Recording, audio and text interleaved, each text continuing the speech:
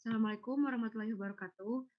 Perkenalkan, kami dari kelompok C5 akan mempresentasikan mengenai irritable bowel syndrome and abdominal pain.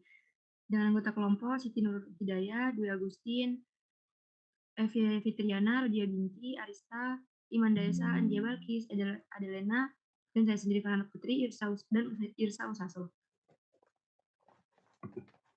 Untuk materi yang akan dijelaskan, yang pertama ada saluran pencernaan, kemudian gangguan saluran pencernaan, selanjutnya fitoterapi, kemudian kesimpulan.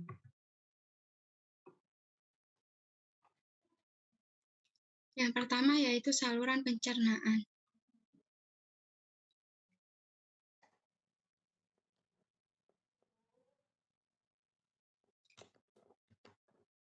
Saluran pencernaan merupakan saluran yang berkesinambungan dari mulut sampai anus. Saluran pencernaan sendiri terdiri dari rongga mulut, faring, kerongkongan, lambung, usus halus, usus besar, dan anus. Fungsi dari saluran pencernaan yaitu untuk ingesti dan mendorong makanan, mencerna makanan, serta penyerapan zat gizi yang penting bagi tubuh untuk hidup dan berkembang. Yang pertama yaitu rongga mulut. Rongga mulut merupakan bagian pertama dari saluran pencernaan dan juga merupakan jalannya nafas maupun berbicara.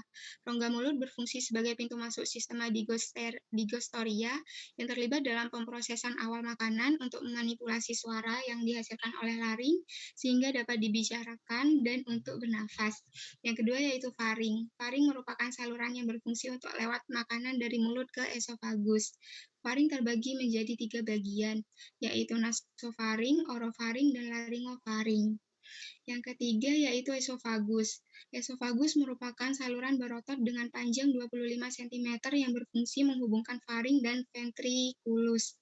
Organ ini dimulai pada ujung inferior laringofaring, berjalan melalui aspek inferior leher, memasuki mediastinum dan turun di anterior columna vertebralis, menembus diafragma melalui hiatus esofagi dan berakhir di bagian superior ventriculus.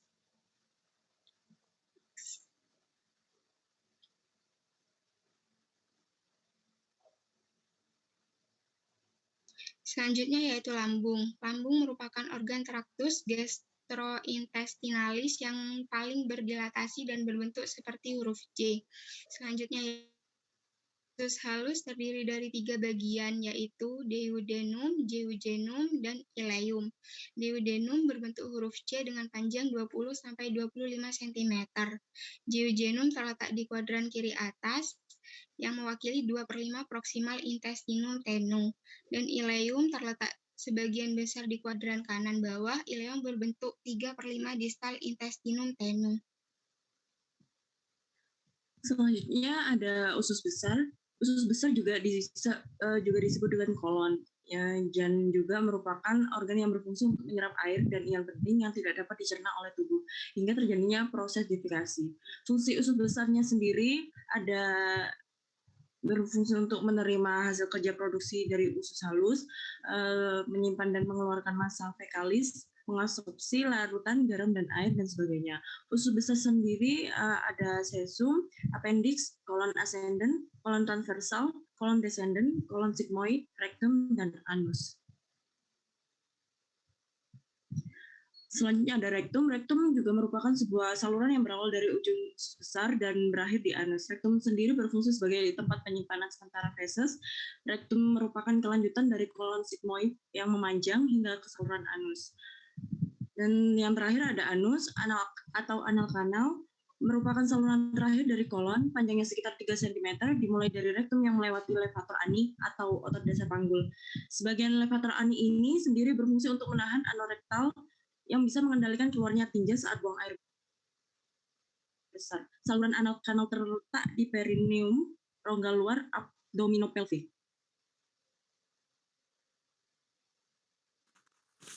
Yang kedua yaitu gangguan saluran pencernaan. Next. Irritable bowel syndrome. IBS merupakan gangguan gastrointestinal yang memiliki pengaruh pada kualitas hidup seseorang dan aktivitas sehari-hari. IBS didefinisikan sebagai nyeri abdomen yang berulang dan perubahan kebiasaan buang air besar. IBS juga merupakan penyakit multifaktoral yang membawa patogenesis. Stres merupakan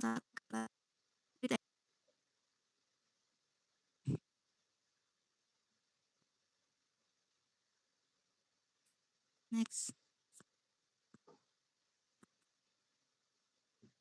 Selanjutnya yaitu jenis-jenis IBS. Irritable bowel syndrome diklasifikasikan menjadi 3 tipe berdasarkan konsistensi tinja, yaitu IBSD, IBS dominan diare, IBSC, IBS dominan konstipasi, dan IBSM, IBS dengan kebiasaan buang air besar campuran.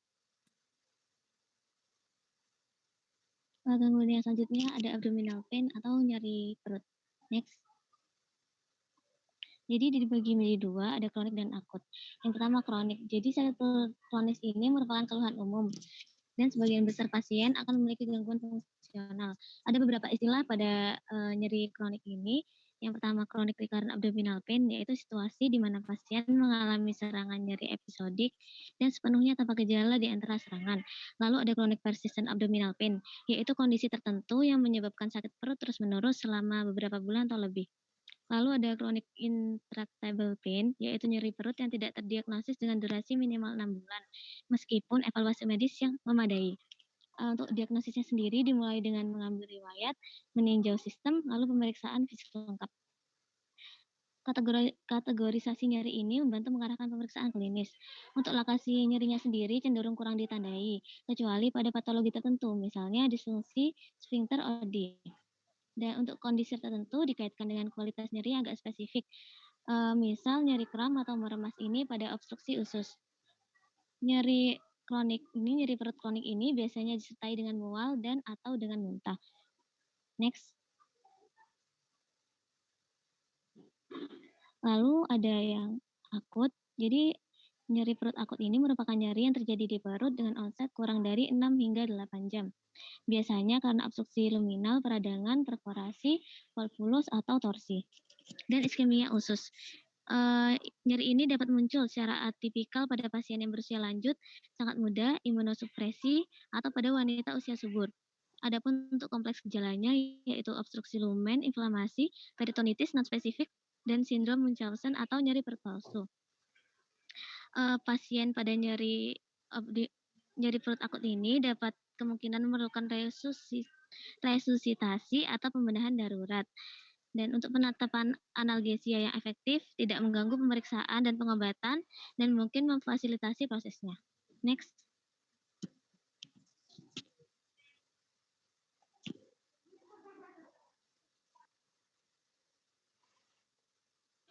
Berikut ini ada gambar anatomi nyeri perut, tempat nyeri yang paling sering. Yang di bagian A, tampilan depan atau anterior, dan B, tampak belakang atau posterior. Next.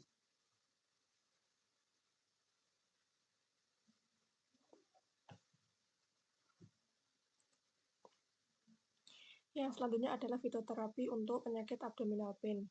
Next.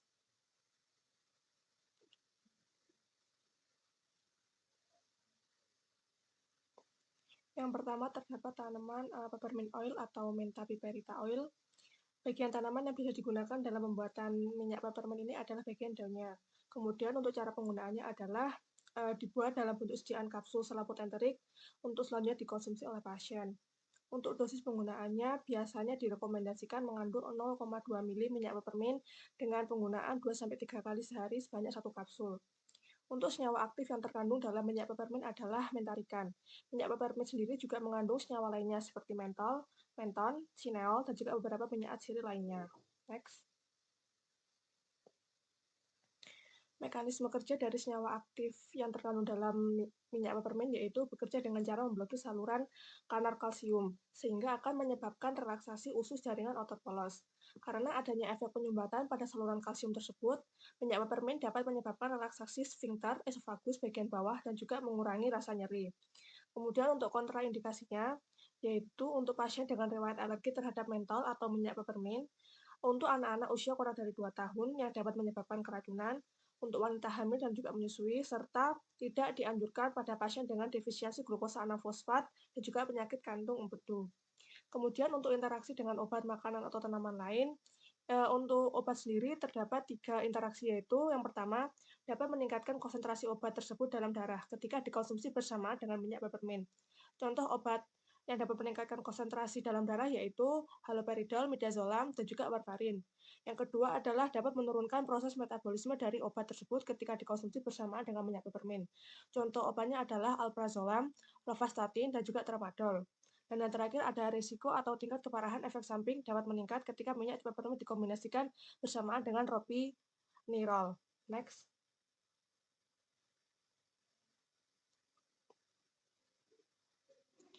Yang selanjutnya adalah penelitian yang pernah dilakukan. Terdapat suatu penelitian yang menggunakan minyak peppermint sebagai pengobatan alternatif pada penyakit nyeri akut atau abdominal pain, di mana melaporkan hasil pengobatan dalam mengatasi nyeri perut dengan jumlah pasien sebanyak 357 pasien. Hasil data yang dikumpulkan menunjukkan manfaat yang signifikan secara statistik terhadap minyak peppermint dibandingkan dengan pemberian placebo dalam mengatasi nyeri perut. Sebanyak 57% pasien yang menerima minyak peppermint mengalami perbaikan nyeri perut dibandingkan dengan 27% pasien yang menerima placebo. Penelitian ini dilakukan oleh Heber dan juga L. Ibiari pada tahun 2016. Berdasarkan penelitian yang pernah dilakukan tersebut, dapat diketahui jika minyak peppermint dapat digunakan sebagai pengobatan tradisional pada penyakit abdominal pain.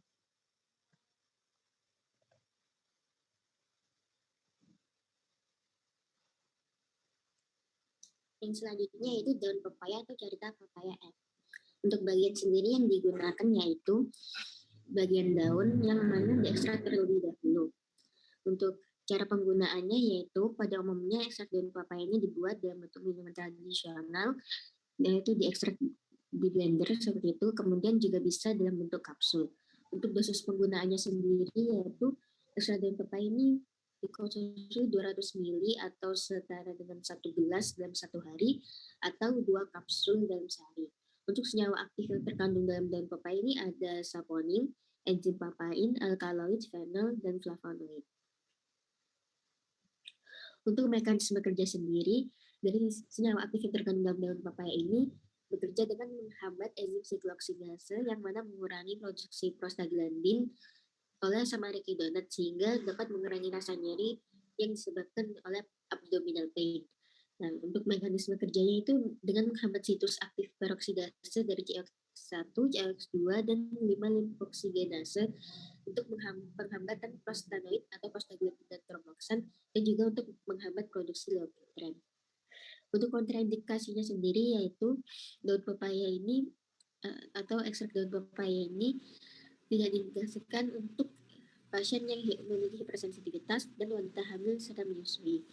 Untuk interaksi dengan obat, makanan, atau tanaman lain, daun pepaya sendiri ini ada kemungkinan bahwa papain yang terkandung dalamnya itu dapat mempengaruhi rasio normalisasi internasional pada pasien yang juga menggunakan warfarin secara bersamaan.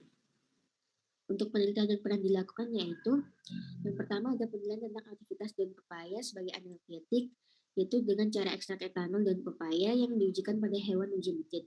Kemudian dari hasil tersebut didapatkan bahwa daun pepaya ini memiliki aktivitas sebagai pereda nyeri serta tidak ada perbedaan signifikan antara aktivitas analgetik ekstrak etanol daun pepaya pada dosis 200 mg dengan acetosal diberikan secara intravena dengan dosis 0,22 gram atau 100 ml. Untuk penelitian yang selanjutnya yaitu dengan uji aktivitas analgetik ekstrak etanol daun pepaya pada mejit putih yang diberikan induksi asam asetat 1%, disimpulkan bahwa ekstrak etanol daun pepaya dosis 300 mg BB dan 600 mg memberikan aktivitas penurunan rasa nyeri, sehingga dapat disebutkan bahwa daun pepaya ini dapat digunakan sebagai pengobatan tradisional anti nyeri pada penyakit abdominal pain.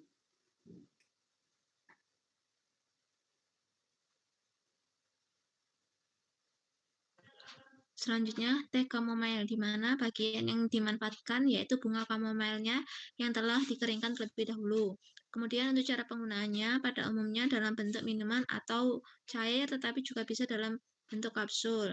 Untuk dosis penggunaannya, yaitu teh chamomile dapat digunakan dengan dosis yakni 1 cup sebanyak 2 kali sehari. Senyawa aktif dari teh chamomile yakni minyak atsiri dengan metabolit sekunder terpenoid, yakni kamazulen. Selain itu flavonoid, apinen, dan luteolin kumarin dengan umbiliferol, alpha-bisobolol, fenolik, dan oksida azulena yang termasuk turunan kamazulen dan asetilena. Next. Next.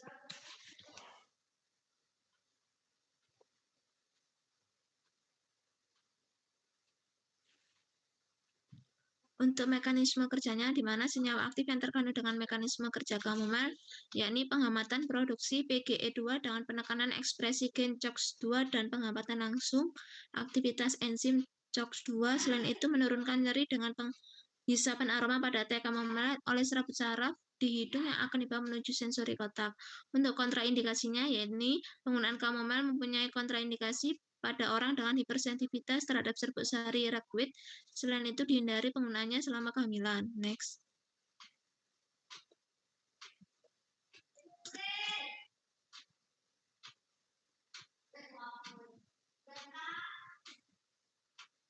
Untuk interaksi dengan obatnya, di mana chamomile berinteraksi dengan sikloporin pada pasien yang telah menjalani transplantasi ginjal dan dibuktikan dengan 3 kasus yang telah dilaporkan.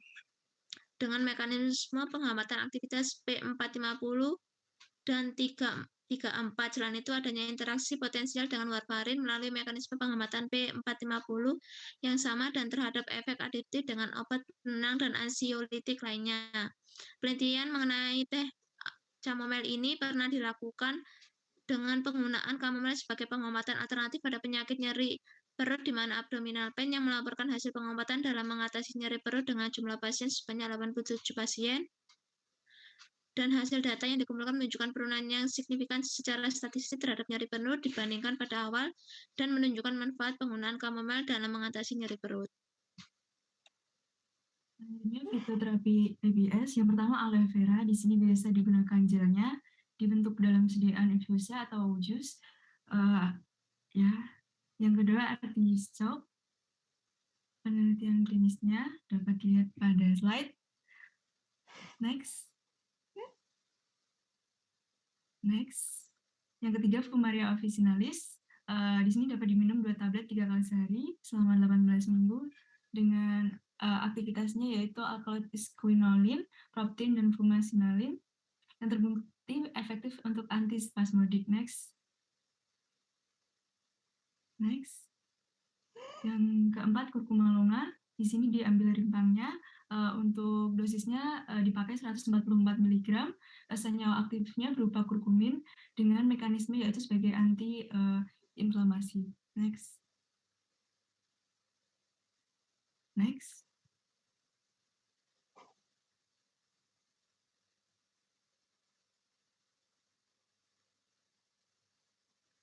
Lalu ada menta piperita atau peppermint yang digunakan daun tehnya dan minyak peppermintnya.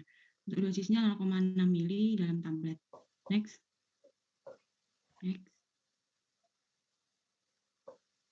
Lalu ada Hypericum perforatum, ini yang digunakan bagian arealnya dan dosisnya yaitu 150 sampai 450 mg per kilo per hari. Next. Lalu ada Eugenia caryophyllata yang digunakan bagian cengkehnya atau kuncup bunganya dengan dosis 50 mg per kilo pada tikus yang diinduksi IBS. Selanjutnya untuk kesimpulan, IBS merupakan nyeri abdomen yang berulang dan perubahan kebiasaan buang air besar.